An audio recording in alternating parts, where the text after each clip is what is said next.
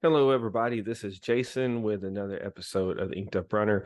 Thought I was going to do something a little different today. No interview this week. I do have one scheduled up, but I wanted to do a short little video slash audio clip of kind of my impressions of the Apple Watch Ultra. I have been using a Coros Apex Pro and decided to move to the Apple Watch Ultra. I'm not going to give all the technical stuff like the that you would get like if you were watching one of these pro reviewers. I am not a pro reviewer. I don't claim to be. However, I will link a great review that was done by Chase Summit in the show notes if you're wanting to know all the tech stuff. I'm just going to give you a quick kind of opinion of what my thoughts are, um, how it's been, what it's been like running with it. I did a race with it yesterday. This is why the video is coming out a little later than normal, because I wanted to make sure that I could give like some thoughts on how it provided data and how it performed, using it in a race. So, first thing out of the gate, this watch is not going to replace anything like if you have a Phoenix or a Vertex or a Apex Pro, any of those high-end GPS, Garmin, Coros watches. It is not going to be able to perform in like say like 100-mile race or anything like that. This watch is basically, if I was to grade what kind of race you would want to run with this watch, it would be a 50-miler or underneath, just based off of what the battery is like. So for those of you who have had an Apple Watch or who have an Apple Watch now, you get, the battery varies in it. I know, um, I had one of the very first ones, and you could barely get a day out of it. And that was one of the reasons why I moved away from it. Why did I get an Apple Watch Ultra? I guess the main thing was the I already have everything Apple. I enjoy the ecosystem of having all the stuff, and so I thought, you know what, I really want to try this out. I heard that they improved the battery life on it, and so I thought, what the heck, let's give it a shot, give it a chance, and see, what this thing is like. I have a Coros Apex Pro that still works very well. But like I said, I'd been wanting to get an Apple Watch anyway, and then this one came out, and it just was supposedly built for endurance athletes, and so I thought, what, this is perfect for me. So, I got it. I had it literally a week and a day, straight out of the box. Just on the initial charge on it. I got roughly about 36 hours the very first time charging it, which isn't bad for an Apple Watch. I know compared to the us that are used to having a Coros watch, I can go at least week and a half on one charge. So it's quite a bit different from that perspective. However, it did get better, after that initial charge, and after the watch indexed itself and kind of got caught up. The next time around, I think I got, almost 2 days out of it. And since then, I've been averaging anywhere between, 36 to probably 44-ish hours, 45-ish hours, on a charge on it. So, from that perspective, a huge improvement from where it was back when I first started with using it. So, just some thoughts on how it performed. I noticed that, using the Strava app on the watch, the GPS was kind of wonky. It never really like it matched up.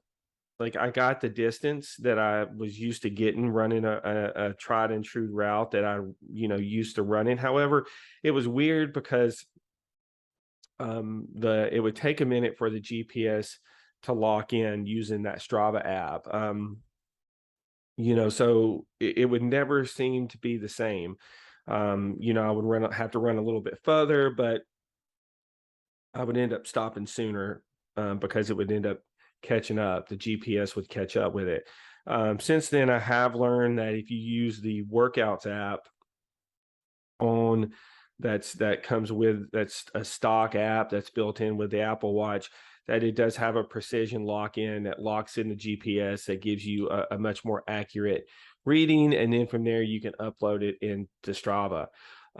So from that perspective, um, you know, um, that's good news. I think, that was probably my biggest frustration with it, was the fact that, it was kind of weird on getting that GPS locking in, to where I, had to run a little bit longer, but then I would have to stop shorter, but I would still get the same distance. It was kind of weird. So, from that point of view, the GPS, seems to work. It's like I said, it's now that I know that you use that to lock it in, I'm sure it's going to perform much better. The one thing that it does that I have noticed is it has got me a little bit more active than normal. There's no secret that I've kind of had a funk in my running. And for those of you who have an Apple Watch or have had an Apple Watch, it nags you to really be active. Um, to close what they have, these little rings, and you close them up, and then you get like a little celebratory, way to go type of message on your watch that says good job. And that's really cool. The other cool thing, that I forgot about it, is you can compete with other people on that are your friends that have an Apple Watch as well. So like right now I'm in a competition, with a guy. His name is Stuart, and you kind of see who is the most active. And of course, it's funny because like what motivates you, right? I mean, some of you need no motivation at all. For me right now, it's motivating me, and so that's a cool thing that hey, it's there. Maybe some of you don't really need it. Maybe some of you do. I thought it was cool. Um, so when you're talking about, um, how does it perform in a race situation? I ran the stump jump 10 miler yesterday, at Signal Mountain. Ran with Will, and he was using his Coros Apex, and I was using the Apple Watch Ultra. Um, GPS was locked in. It was the exact same. We ran beside each other the entire time. Distance was pretty much almost exactly the same. I think mine was a little bit longer because I think I started a few minutes before he did. Um, I'm not before started before the running over the mat. So from that point of view, it handled great. The GPS was spot on. The heart rate data is spot on. It's really, really well done. At 2 hours and 15 minutes of running, I lost 12% battery, which again, if you're using a Coros, that is terrible. But if you're using an Apple Watch, not bad. I mean, 5 to 6% an hour is not bad for an Apple Watch. So, you can kind of do the math on how long you think it would last for you. They do have a low power mode, which allows it backs off some of the functions on the watch. And supposedly you can get a whole lot more battery life out of it. I've not used that yet, because I wanted to really see how the watch would perform wide open, in like on a trail or in a race type situation. So anyway, it did well. I mean, I have no real complaints on it. Couple other things that I kind of had an issue with, but have corrected myself, through watching a couple other videos. Again, just going to plug the guy Chase the Summit. Had some really great videos, on some apps that work that kind of can help you replicate some of the things that your Coros might do. Like if you're used to a big data screen, there's an app called Work Outdoors that you can, populate your screen with all the data you're used to, like average pace, cadence, split, all that kind of stuff. It's actually pretty handy. I think it's like $6 to buy the app, and it works really good. No subscription necessary. So a plug for that app. I'm not affiliated with it, obviously. I'm just just talking about it based off of just listening to somebody else's recommendation. So you know, so all in all, after a week, how do I feel about it? I'm actually really pleased. I kind of have, there's no regrets there in buying it. I'm have enjoyed it far more than I expected I would. The watch band's comfortable. The data, I forgot the amount of data that it gives you from a health standpoint. The sleep data is just insanely good. The heart rate data is insanely good.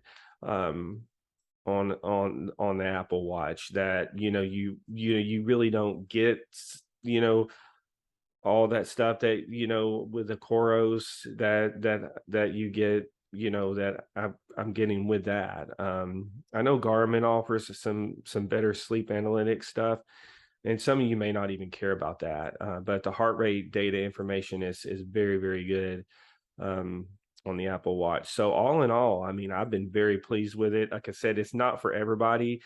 Like I was telling, I when I went to Stump Jump yesterday, I ran with, I drove with a friend, and I was talking to him, and I was like, for somebody like you, the Apple Watch Ultra, you have no need for it. I mean, he runs a lot of 100 milers, ultra long, ultra heavy endurance stuff.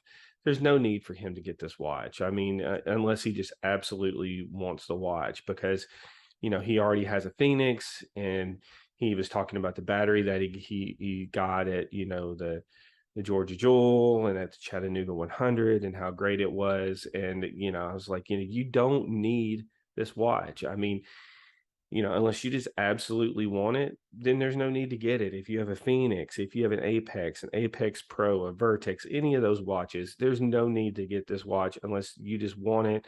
Uh, you know, to maybe get a little bit more data that you can't get with those other watches. I think, it's been a minute since I had a Garmin, but I think with the Garmin, you probably get a little bit more data than you do with Coros. Coros is getting a lot better with their data, but all in all, super pleased though with it. And like I said, it's definitely not for everybody, but that's just my first impressions from somebody who does not do product reviews, and just an average runner that just used it for a week. So all in all, I think that's it. If you guys have any comments or questions, feel free to, shoot me a message, and, ask me anything you want. And that's it. And I will see you on the trail.